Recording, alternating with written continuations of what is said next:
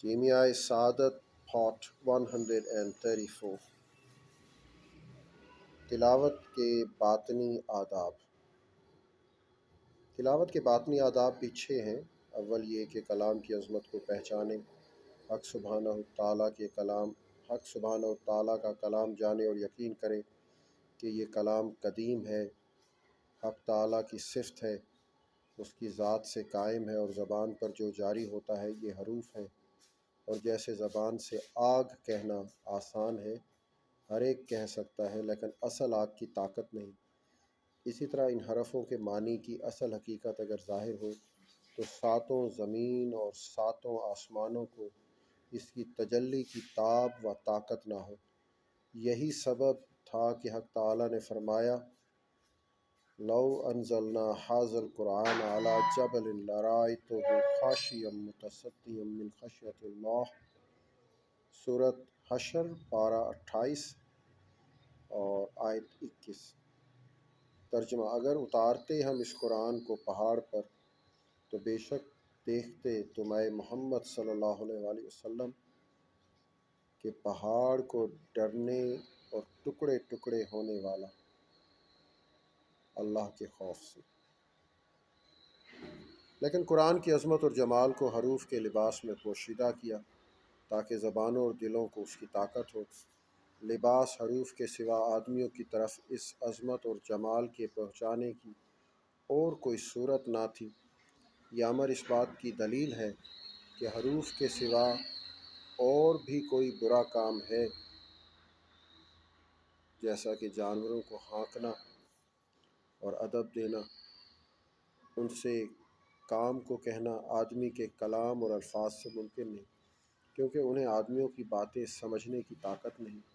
ناچار چوپائیوں کی آواز سے ملتی ہوئی آواز مقرر کی کہ جانوروں کو اس آواز سے جتائیں، یہ اس آواز کو سن کر کام کریں، اور اس کام کی حکمت اور رعایت جانور نہیں جانتے، اس واسطے کہ بیل کو جو آواز دیتے ہیں تو وہ زمین کو نرم کرتا ہے، لیکن زمین نرم کرنے کی حکمت اور مصلحت نہیں جانتا۔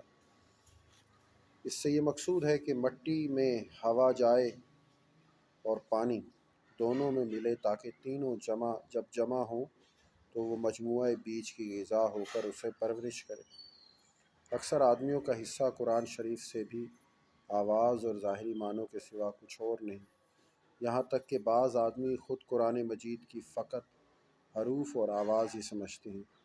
یہ سمجھنا نہایت ضعف اور خراب دلی ہے، اور یہ ایسا ہے جیسے کوئی سمجھے کہ آتش کی حقیقت فقط الف تیشین ہے، یہ نہ سمجھے کہ آتش اگر کاغذ کو چھپائے تو جلا دے اور کاغذ اس کی تاب نہ لاتا، لیکن یہ حروف ہمیشہ کاغذ میں لکھے رہتے ہیں، اس میں کچھ اثر نہیں کرتے۔ جس طرح ہر کالبد کے واسطے روح ہے اور وہ کالبد اس کے سبب سے باقی رہتا ہے، حروف کے معنی بھی روح کے مانند ہے۔ حروف کالبد ہیں اور کالبد کی روح کی بدولت عظمت اور عزت ہوتی ہے۔ حروف کے معنی کے سبب سے شرف ہے، اس کی تمام تحقیق بیان کرنا اس کتاب میں ممکن نہیں۔ دوسرا ادب یہ ہے کہ حق تعالیٰ کی عظمت کہ اس کا کلام ہے۔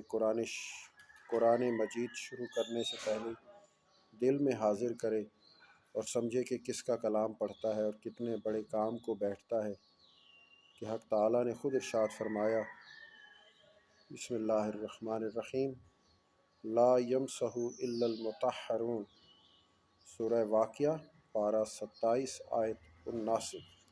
ترجمہ: نہ چھوئیں اسے مگر پاک لوگ۔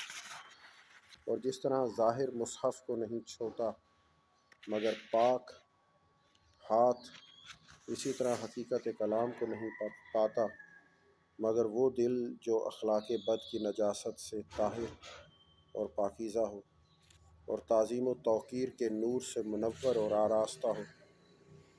اسی سبب سے تھا